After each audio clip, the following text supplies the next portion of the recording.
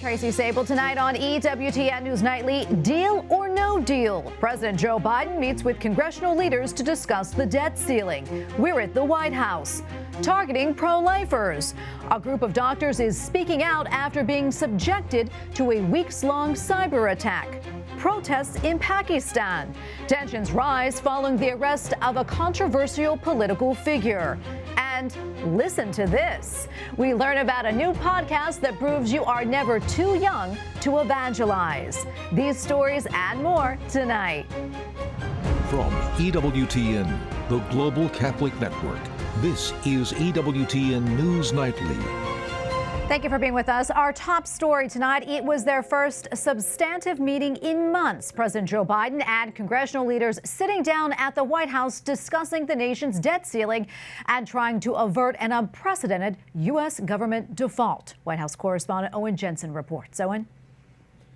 Tracy, good evening to you. In the Oval Office, President Joe Biden sat down with House Speaker Kevin McCarthy, House Democratic Leader Hakeem Jeffries, Senate Majority Leader Chuck Schumer, and Senate Minority Leader Mitch McConnell. And it all got going after the U.S. financial markets closed for the day. With the U.S. government at risk of being unable to meet its obligations as soon as June 1st, a little more than 3 weeks away, in the White House press briefing room, the press secretary told reporters, "Default threatens 8 million jobs, a recession, retirement accounts, and Social Security and Medicare payments." While the financial markets have started to show some jitters, the business community has thus far largely avoided backing either side in the showdown and instead called for a deal to be struck. President Joe Biden calling for a clean increase to the debt limit. Republicans hoping to negotiate sweeping cuts to federal spending. Meanwhile, as the Kremlin kicks off celebrations for Victory Day in Moscow's Red Square, a national holiday marking the defeat of Nazi Germany in World War II, President Vladimir Putin declares the West has unleashed a real war against Russia. And today, the Pentagon said the U.S. will provide $1.2 billion more in long-term military aid to Ukraine to further bolster its air defenses as Russia continues to pound Ukraine with drones, rockets, and surface-to-air missiles. Including this package, the U.S. has provided Ukraine nearly $37 billion in military aid since Russia invaded in February of 2022. During a joint press conference in Kyiv with Ukrainian President Volodymyr Zelensky, European Commission President Ursula von der Leyen praised Ukraine for its courage. Ukraine is on the front line of the defense of everything we Europeans cherish: our liberty, our democracy, our freedom of thought and speech. Also tonight, in a federal courtroom in New York City, a jury has found former President Donald Trump liable for sexually abusing an advice columnist back in 1996, awarding her $5 million. But jurors rejected the woman's claims that she was raped. Former President Donald Trump, as you know, is running for the White House in 2024. At the White House, Owen Jensen, EWTN News Nightly. Migrant encounters at the U.S. southern border are expected to jump dramatically after Title 42 goes away on Thursday, and a large percentage of those migrants are unaccompanied minors. A recent New York Times report claims the Biden administration has lost track of thousands of those children now living in the U.S. Capitol Hill correspondent Eric Rosales joins us now with more. Eric? Well, good evening, Tracy. You know, the report states that HHS has no idea where more than 85,000 unaccompanied migrant children are. They were actually supposed to be placed with either sponsors or with relatives, but lawmakers tell me that many of them have been trafficked for cheap labor or sexually exploited. Many of these children are being put into forced labor in violation of our child labor laws. Who knows how many of these children that the Biden administration has lost are in abusive family situations. At a recent hearing, a Health and Human Services Department whistleblower accused the U.S. government of being a middleman in child trafficking. I discovered that children are being trafficked through a sophisticated network that begins with recruiting in home country, smuggling to the U.S. border, and ends when ORR delivers a child to a sponsor Some sponsors are criminals and traffickers. HHS Secretary Javier Becerra denied knowing that minors are in unsafe conditions, prompting Republican Senator Josh Hawley to demand the FBI investigate. He wrote to the FBI director, quote, "The FBI must mount a full-scale effort to locate these missing children and to bring to justice the criminals who are holding them in modern-day slavery. The FBI must also investigate HHS and Department of Homeland Security for their role in facilitating the exploitation of these children in violation of the law." Roughly 340,000 unaccompanied minors have showed up at the southern border since 2021, according to Border Patrol data. But Republican Senator Roger Marshall tells me agents couldn't identify many of them. Border Patrol officers couldn't tell, does this child really belong to this adult that they're saying they do? So we came back here and we got them DNA testing so they could quickly, within a day or two, determine if this person really belonged with that person. The U.S. Conference of Catholic Bishops urges more awareness. Quote, "The Catholic Church has sought legislation that would provide greater protections for this population and work closely to provide them with any unmet needs that they might have." A number of Catholic churches along the southern border are teaming up to provide food and shelter to these unaccompanied minors, but several are already overwhelmed, and they're concerned once Title 42 goes away that they will not be able to handle the amount of people that are headed to their shelters. At the Capitol, Eric Rosales, EWTN News Nightly. The governor of North Dakota signs a measure banning the use of so-called transgender pronouns in schools. Republican Doug Burgum signed the bill yesterday. It prohibits public schools and government offices from requiring its employees to use transgender pronouns. Teachers also are now required to contact parents if their child identifies as transgender. And joining us now is Jay Richards, director of the DeVos Center for Life, Religion, and Family, and the William E. Simon Senior Research Fellow. Jay, great to be with you today. A lot to get to. But first, I want to get your thoughts on this new North Dakota law. And do you think this is the right move? And do you think other states may follow suit? I do, actually. I mean, I think it's important to distinguish a law that prevents people from speaking that could violate, say, the First Amendment, from a law that prevents compelled speech. In other words, the problem is that you have students and teachers and administrators in schools that can otherwise feel compelled to use the false opposite sex pronouns for kids that identify, as you said, as transgender. That's what we're actually dealing with. And so obviously some people are not going to want to do that. Frankly, I wouldn't want to do that. If you think, look, I've got a male student here, I don't want to be compelled to pretend that he's a female because I would be participating in a falsehood. And so that's what this law is designed to do, to protect people like that, their consciences, and I think other states would be wise to follow suit. Yeah, on a different note, Jay, 2 Colorado families are suing their school district for encouraging their daughters to join an LGBTQ plus club and then keeping its activities secret from the families. Jay, what do you think is going on here? Why keep all this from the parents? And what do you expect from this case? Well, the reality is that gender ideology has infiltrated our public institutions, especially our schools, and they generally treat parents, unfortunately, gender ideologues, as if they're impediments to child's sort of natural flourishing. And so a parent would maybe want to know if a school is socially transitioning their child. And so schools will very often treat the parents as essentially regressive. This is an actual policy that many schools in many states have. That's what clearly happened in Colorado. It's happened in parents in Florida and elsewhere, in which schools just socially transition kids behind parents' backs.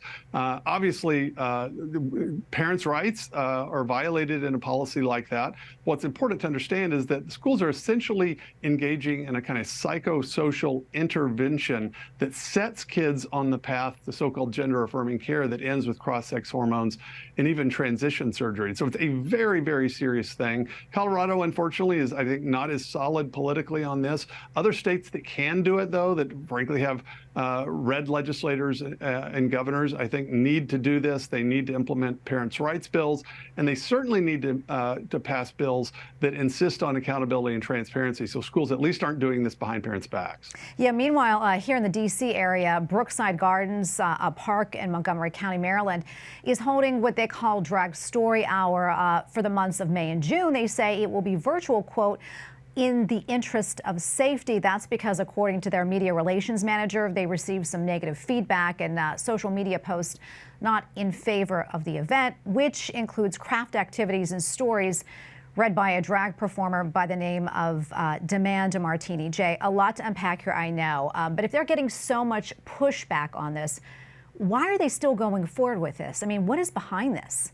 Well, what's behind it is this ideology of gender ideology, which literally denies the reality of biological sex. Gender ideology says what we really are is this internal, subjective, psychological state called the gender identity. And so if a child that has stereotypical male body parts says that he's a female, then he's really a female. And the way to treat him is not to adjust his thinking to reality, but to adjust his body and his social setting to conform to his gender identity. That seems crazy to people when they first hear about it, and so they can't think that's actually what's happening. But this is precisely what's happening. It's the ideology, unfortunately, that has managed to infiltrate many of our public institutions.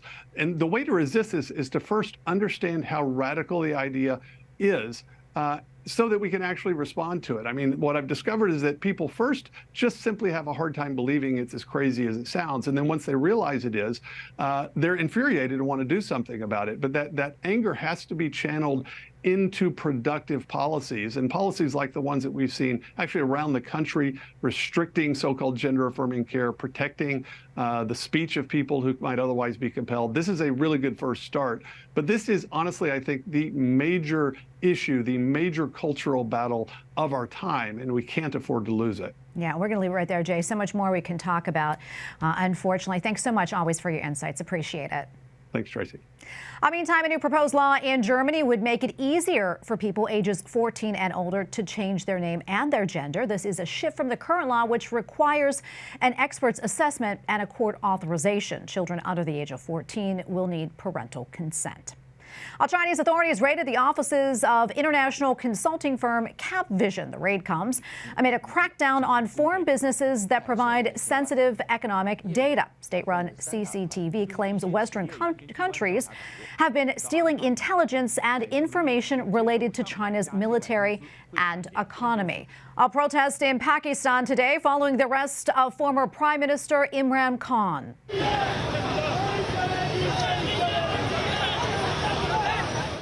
Khan was arrested after appearing in court on anti-graft charges. He was ousted as prime minister in April of 2022 following a vote of no confidence, and is the 7th former prime minister of Pakistan to be arrested. Saudi Arabia is now sending aid to Sudan as negotiations continue between the rival forces in the country. Planes were stocked carrying tents, blankets, food, and medicine. On the ground, the United Nations is assisting with the distribution. The negotiations are the first between the warring parties since the fighting began in Sudan. And we have a lot more still to come here on EWTN News Nightly, including Under Attack. A pro-life group is speaking out after being targeted by hackers. And a second diocese in California is filing for bankruptcy. We'll explain.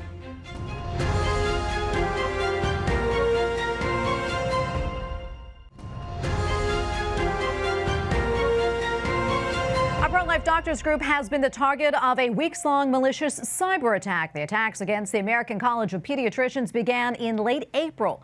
Hackers have sought access to databases and financial accounts. The Atlanta-based pro-life group says the strikes are, quote, illegal bullying tactics and essentially a hate crime. We go now to Dr. Jill Simons, executive director of the Pro-Life American College of Pediatricians. Dr. Simons, great to have you on. We appreciate it. So tell us more about these attacks and what exactly happened. First of all, thank you for having me on to allow us to put our voice to this horrible crime that happened. This was a malicious cyber attack, deliberate and unrelenting on many fronts of our organization. And it was intended to intimidate and incapacitate us. But we will not be intimidated. We're not going to be silenced. We will continue despite this, and we continue despite this to do the work that we do to protect the health and well-being of all children. Yeah, and what are the timing of these attacks? I mean, I understand it started right after a court ruled in your favor regarding your efforts to stop the distribution of the abortion drug mifepristone. These attacks definitely signify that we're making an impact, and they're afraid of us. Those who are against us know that they can't win in a debate against us on the facts, on the medical science, on the research. They can't even beat us on common sense. And so when parents, when other pediatricians, other doctors, people hear the truth that we are telling about abortion, about the gender ideology, the other side is desperate to silence us. And that's the only way they can beat us. And if I haven't made it already clear, I'll say it again, we will not be silenced. And how extensive, has the damage been from this cyber attack? I mean, is it something you can put a price tag on?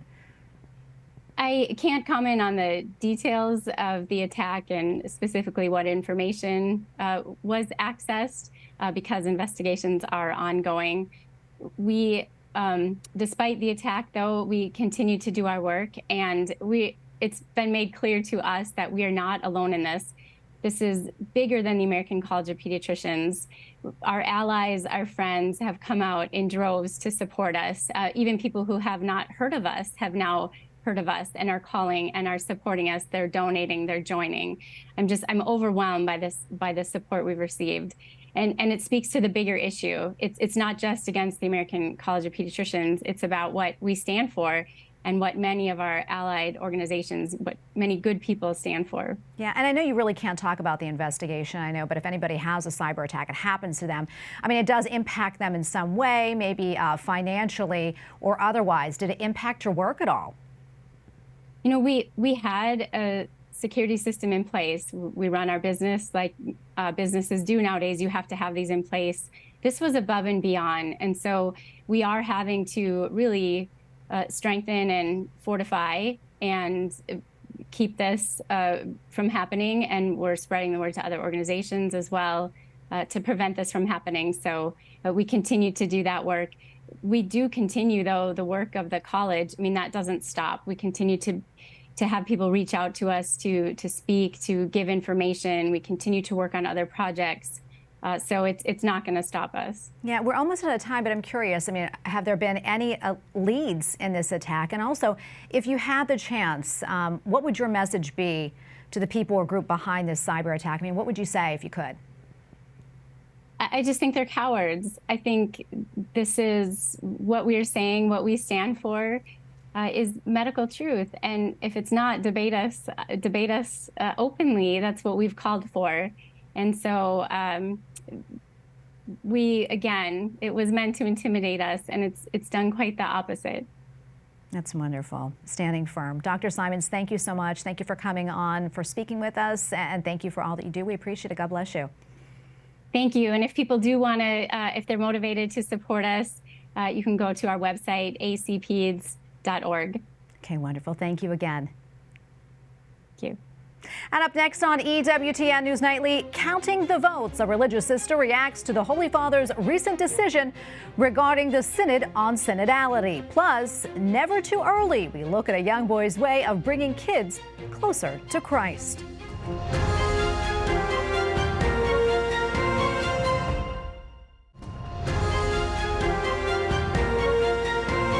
The Diocese of Oakland, California has filed for bankruptcy due to hundreds of new claims of child sexual abuse. Church officials say the diocese faces more than 330 lawsuits. Most involve allegations dating back to the 1980s and earlier. Oakland is the second diocese in the state to file for bankruptcy. The president of the Vatican's Commission on Protecting Minors from Abuse says the group is being more proactive. Cardinal Sean O'Malley says new measures are in place, including a global fund to support victims and their families. There is also an upcoming audit to evaluate local churches and their safeguarding guidelines. Well, a global group of religious sisters says that it is grateful to the Holy Father for his recent announcement that women will have a vote in the upcoming Synod on synodality. The International Union of Superiors General says that it welcomed the decision with, quote, great joy and gratitude, adding that the Holy Father's announcement is a sign the Church's tent is growing and greater dialogue is likely to follow. We go now to Sister Nadia Coppa, president of the International Union of Superiors General. Sister Nadia, thank you so much for your time today. First off, what was your reaction when you heard that women will have a vote in the Synod, and what do you think this means for the Church? Oh, we welcome the news with a lot of joy and gratitude. It was a news that brought a lot of energy and passion at USG. For all the General Superior was a great news. I think that it was an answer that as a response after the long process that we are doing in the synodal path. Pope Francis shared with us his wisdom, and this is the fruit of listening, the desire of inclusivity and participation that come out from a different level and different area of our world and our society. So we are really grateful and open to live this experience and to bring passion, joy for religious life and for to be in the church, sign of community and prophecy for this time. And Sister, in what ways is your group of Superiors General preparing for the upcoming Synod? First of all, I would like to share with you that last week I had a beautiful meeting with Archbishop Grech. It was nice because we talk about this newness. We talk about the prophecy of this respond to extend the participation. And he suggests to us some procedures that we can follow. Yesterday, with the board, we decided to enter in dialogue with the delegates. Because USG is a big union and 1,900 General Superior are part of this union. So we would like to involve the different constellation. So we want to share together criteria for identify names for the discernment, for the 5 sister who will attend to the Synodal Assembly. And Sister Nadia, before I let you go, I know you were elected exactly 1 year ago as the new president of the IUSG. Can you tell us a little bit more about this past year and what were the main issues that you were focused on? Yes, it was demanding but also fruitful year. I learned a lot about the experience of other sisters, other General Superior, about the richness of different congregations. So it was really an opportunity, a great opportunity for me to enlarge my knowledge about the richness of religious life in the world. It's clear that it was a very difficult year, many challenges. The war in Europe, the poverty in the world, a lot of calamities. So a lot of challenge also for religious women. And through USG, I had the opportunity to talk with different organizations about how we can embrace the challenge and to create a new opportunity for religious life, to be really a new sign in this world. Well, Sister Nadia, thank you so much for taking the time to speak with us. We really appreciate it. God bless you. Thank you very much. Thank you.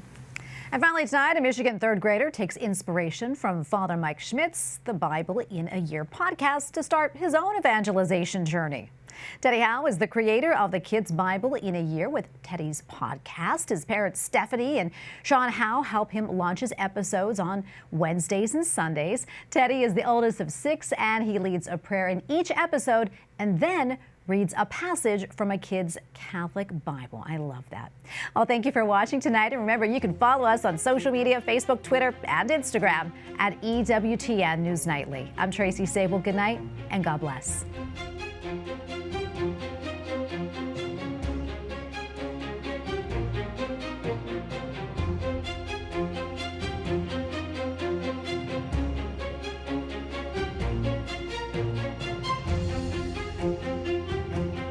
Thank you.